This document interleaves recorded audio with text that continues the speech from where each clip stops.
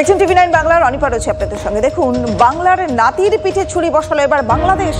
মুম্বাইয়ে সাইফ আলী খানের উপরে হামলাকারীকে থানে থেকে ধরেছে পুলিশ। হামলাকারী একজন বাংলাদেশি, তার নাম মোহাম্মদ শরীফুল ইসলাম শাহজাদ।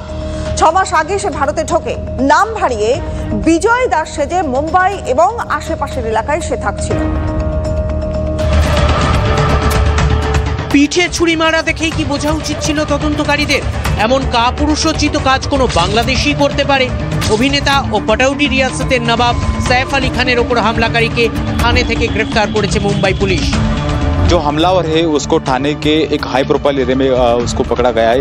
आप देख सकते हैं मेरे बाजू में ये हीरानंदानी स्टेट है, बहुत बड़ी सोसाइटी है, हाई प्रोफाइल सोसाइटी है। यहाँ पे बहुत बड़े अक्सर पॉलिटिशियन रहते हैं और उसके पीछे एग्जैक्ट पीछे ही एक लेबर कैंप है। लेबर कैंप में कुछ मजदूर काम करते हैं और उसके पीछे एक जंगल है। जंगल में उसको आरोपी को पकड़ा गया। उनको सब जानकारी के बाद में पुलिस ने उसका मोबाइल ट्रेस किया तो लोकेशन में वो जंगल में लेबर कैंप के एग्जैक्टली पीछे उसका लोकेशन मिला। फिर बाद में उन्होंने पुलिस ने उसको इस जगह इस जंगल से उसको पकड़ लिया। মোহাম্মদ শরীফুল ইসলাম শাহজাদ 6 মাস আগে মুম্বাইতে আসে। পরিচয় গোপনে নাম নেয় বিজয় দাস। মুম্বাই থেকে আশপাশের এলাকায় যায়। 15 দিন আগে মুম্বাইতে ফিরে আসে। হাউসকিপিং এজেন্সিতে কাজ করত।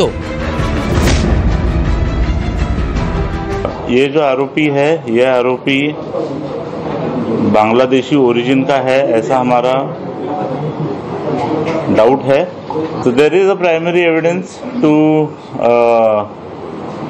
anticipate that this accused is Bangladeshi. He doesn't have a Indian valid document, and there are some seizures which indicate that he is a Bangladeshi national. Mumbai police की शुरुआती जांच में ऐसा पता चला कि ये जो मोहम्मद शहजाद है यह बांग्लादेशी है। यह लगभग कंफर्म हो चुका है क्योंकि इस आरोपी के पास अब तक भारतीय होने का मुंबई पुलिस के पास कोई भी डॉक्यूमेंट्स या प्रूफ नहीं मिला है। तो सबसे बड़ा सवाल अब यही आता है कि अगर जो बांग्लादेशी है तो बांग्लादेश से जो भारत पहुंचा कैसे? इसमें प्राइमा फेसी ऐसा लगता है कि ये जो एक्यूज है ये बांग्लादेशी है और इंडिया में इलीगली एंटर करने के बाद इस एक्यूज ने इसका नाम चेंज किया है। वो एक रीजन हो सकता है। 9 দশকে মুম্বাইয়ে ইচ্ছে মতো খুন করত দাউদ ইব্রাহিমের ডি কোম্পানি। ছোটা সাকিল শিল্পপতি ভরত শাহকে খুন করিয়েছিল। টি সিরিজের মালিক গুলশান কুমারকে খুন করায় আবু সালেম। 2008 সালে জলপথে এসে মুম্বাইয়ে হামলা চালায় আজমাল কাসাব সহ 10 লস্করে তৈবা জঙ্গি। কিন্তু সুপারস্টারকে তার নিজের ফ্ল্যাটে ঢুকে আততায়ী অবাধে ছুরি মারছে এমন ঘটনা ঘটেনি। সাইফের ওপর হামলার তদন্তে 20টা টিমকে নামিয়েছিল মুম্বাই পুলিশ। এনকাউন্টার স্পেশালিস্ট ডায়া নায়ক পর্যন্ত তদন্তে নেমে পড়েন। সাইফের বিল্ডিং এর ফায়ার এক্সিটের সিসিটিভি খতিয়ে দেখে প্রথমে একজনকে গ্রেফতার করে পুলিশ। পরে জানা যায় সেই ব্যক্তি নির্দোষ। তারপর ছত্তিশগড় থেকে জ্ঞানেশ্বরী এক্সপ্রেসের এক যাত্রীকে আটক করে মুম্বাই পুলিশের হাতে তুলে দেওয়া হয়। শরীফুলের গ্রেফতারি প্রমাণ করছে জ্ঞানেশ্বরী এক্সপ্রেসের যাত্রীও নির্দোষ। বাংলার নাতি শর্মিলা পুত্র সাইফকে ছুরি মেরেছে এক বাংলাদেশি এবং তার জন্য বিনা দোষে হয়রান হতে হয়েছে 2 ভারতীয়কে। হাসিনা জমানায় নিউ টাউনে খুন হন আওয়ামী লীগের এক সাংসদ। তার দেহ 80 টুকরো করে প্রমাণ লোপাট করা হয়। সেবারও মৃতদেহ কাটার জন্য মুম্বাই থেকে যে কসাইকে আনা হয়েছিল সেই জিহাদ ছিল বাংলাদেশি অনুপ্রবেশকারী। তার মানে ভারতীয় সেলিব্রিটি থেকে সাধারণ খেটে খাওয়া মানুষ সকলের পক্ষে বিপজ্জনক হয়ে উঠছে শান্তিতে নোবেলজয়ী মোহাম্মদ ইউনূসের বাংলাদেশ। পশ্চিমবঙ্গের গা ঘেঁষে একটা বাংলাভাষী অপরাধীদের দেশ তৈরি হচ্ছে, একটা ব্যর্থ রাষ্ট্র। Bureau report, TV9 Bangla. সাইফের উপরে হামলার ঘটনায় এবার জুড়ে গেল পশ্চিমবঙ্গের নাম। বাংলাদেশি যোগের সঙ্গে বাংলাকেও যোগ করে দিলেন কেন্দ্রীয় মন্ত্রী সুকান্ত মজুমদার।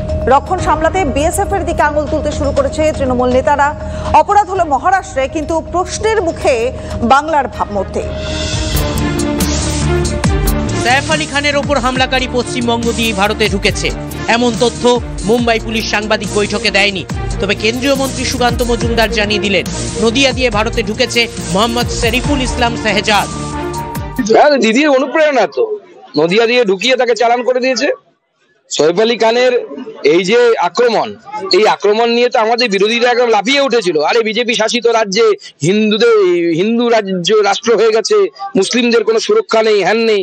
ধরা পড়লো কে দেখলেন তো? মুসলিম হিতৈষী মমতা বন্দ্যোপাধ্যায়ের রাজ্য থেকে গিয়ে সে সাইফ আলী খানের পেছনে চাকুটা গেঁথেছে। মমতা বন্দ্যোপাধ্যায়কে তো সবার ধরা উচিত। এখন আমাদের যারা ইন্ডি জোট, সোকট ইন্ডি জোট আছে, সেই ইন্ডি জোটের লোকেদের তখন মমতা বন্দ্যোপাধ্যায়কে হাত তোলা উচিত। সাইফের ওপর হামলার ঘটনায় বাংলাদেশ আর মুম্বাইয়ের মাঝখানে যে ফাঁকটা ছিল সেটা পূরণ করে দিয়েছেন বিজেপির রাজ্য সভাপতি। যা মহারাষ্ট্রের আইন শৃঙ্খলার ইস্যু ছিল তা এখন বাংলায় অনুপ্রবেশ সমস্যা, বাংলার রাজনৈতিক ইস্যু।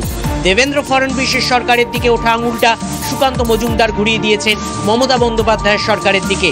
এনডিএ জোটের পরিবর্তে ইন্ডিয়া জোট। কেন্দ্রীয় সরকারের অপদার্থতা, বর্ডার সিল করতে পারছে না, ওই দেশটা হয়ে গেছে কান্ট্রি অফ হুলিগিজম। হুলিগানরা এখন ওই দেশ চালাচ্ছে, সুতরাং আরো বেশি সতর্ক হতে হবে। আর পশ্চিমবঙ্গ সরকার ইচ্ছা করে বাংলাদেশিদের ঢুকতে দিচ্ছে, কিছু বললে বিএসএফ এর দোষ দেখায়। আজ বাংলাদেশিরা এখান দিয়ে ঢুকে রেশন কার্ড, আধার কার্ড সব করে নিয়ে সারা ভারতবর্ষে ছড়িয়ে পড়ছে এবং দেশবিরোধী এবং সমাজবিরোধী কাজকর্ম করছে, সেটা প্রমাণ হয়ে গেছে।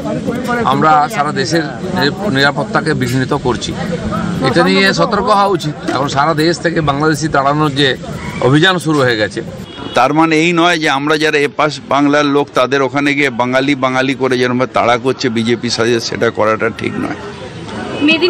আরো বেশি পুলিশকে আরো সতর্ক হতে হবে নিশ্চিতভাবে, শুধু সাইফ আলী খান নয়, যাতে সাধারণ মানুষের ওপর কোনো রকমভাবে আপদ বিপদ না আসে, অত্যাচার না আসে।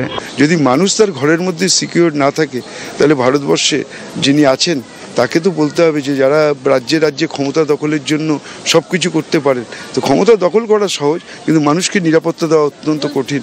যদি সেলিব্রিটিদের নিরাপত্তা না থাকে, তাহলে আর সাধারণ মানুষের নিরাপত্তা কোথায় এই দেশে? ভারতের কোথাও বাংলাদেশি ধরা পড়লেই অবধারিতভাবে আঙুলটা পশ্চিমবঙ্গের দিকে উঠছে, রাজনৈতিক বিতর্ক শুরু হয়ে যাচ্ছে। পশ্চিমবঙ্গ পুলিশ কিংবা বিএসএফ, যুযুধান দুই পক্ষের নিশানায় যেই উঠতেই হোক, তরজাটা বাংলার ভাবমূর্তির পক্ষে খুব একটা ভালো নয়। Bureau report, TV9 Bangla.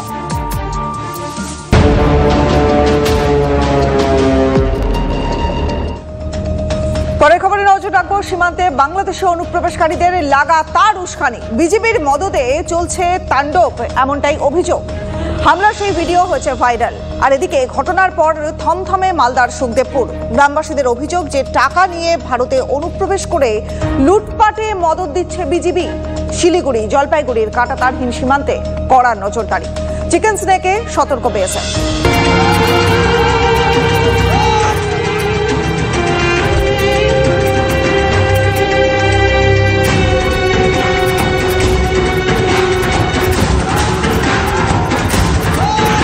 Bharat Bangladesh সীমান্তে আবার টেনশন। উত্তরবঙ্গের প্রান্তিক জেলা মালদার সীমান্ত এলাকায় তাণ্ডব চালাচ্ছে বাংলাদেশি দুষ্কৃতীরা। বিজিবির মদতেই চলছে হামলা, এমনটাই অভিযোগ। শুক্রবার রাত থেকে সুখদেবপুরে বাংলাদেশি দুর্বৃত্তদের হামলা সেই ছবি ভাইরাল। অস্ত্র হাতে বাংলাদেশিরা, সেখানে আবার পাহারায় বিজিবি। যদিও TV9 বাংলা সে ভিডিও সত্যতা যাচাই করেনি। মালদা সুখদেবপুরে প্রায় 1.5 কিলোমিটার এলাকায় কোনো কাঁটাতার নেই। সেই ফাঁকা জায়গা দিয়েই এদেশে ঢুকে পড়ছে বাংলাদেশি দুষ্কৃতীরা। কাঁটাতার থেকে একটু পরেই যেখানে ফাঁকা জায়গা, সেইখানে কিন্তু গর্ত অনেকটা সুড়ঙ্গের মতো তৈরি করে রাখা হয়েছে। আর এই পথ দিয়েই মূলত বাংলাদেশি দুষ্কৃতীরা খুব সহজে ঢুকে পড়ছে এবং সহজে ঢুকে পড়ার পরেই এখানে অবাধে লুটপাট চালাচ্ছে। শনিবারের পর রবিবারও থমথমে সুখদেবপুর।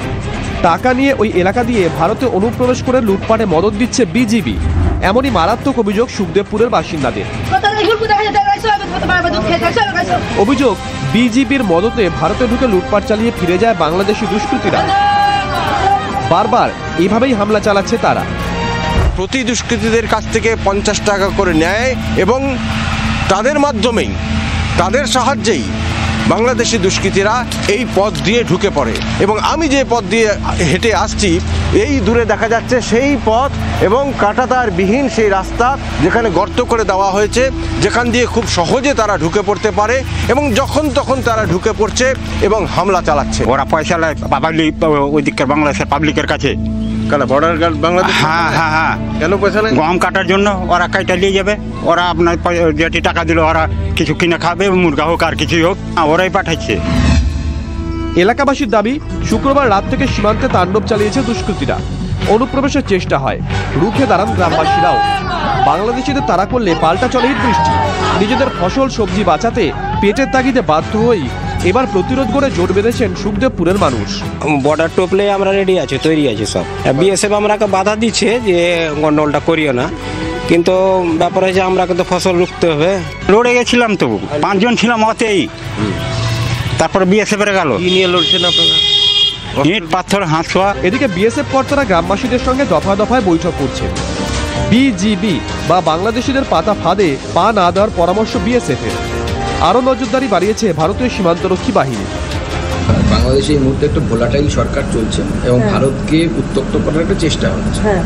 তো ভারত স্বাভাবিকভাবেই এই ফাঁদে পা দেবে না। ভারতীয় সীমানা রক্ষা করার দায়িত্ব বিএসএফ এর, তারা জীবন দিয়ে হলেও রক্ষা করবে। পদ্মাপাড়ের জিহাদিদের নজরে চিকেন স্নেক। মালদার পাশাপাশি ফাঁসিরা এলাকায় কাঁটাতার বসতে বারবার বাধা বাংলাদেশের। ফুলবাড়ি এলাকা নিয়েও চিন্তায় সীমান্তরক্ষী বাহিনী। শীতের সময় কুয়াশার সুযোগ নিয়ে যে কোনো অস্থিরতা রুখতে সতর্ক রয়েছে বিএসএফ। মালদা থেকে সুব্রতোষ ভট্টাচার্যের রিপোর্ট, TV9 বাংলা। সকালের খবর, সকলের খবর, জানার খবর, অজানা খবর। সপ্তাহে 7 দিন সকাল 9টায় দেখুন ফার্স্ট ব্রেক @9 AM, সকাল 10টায় দমদার 10, সকাল 11টায় 11:11।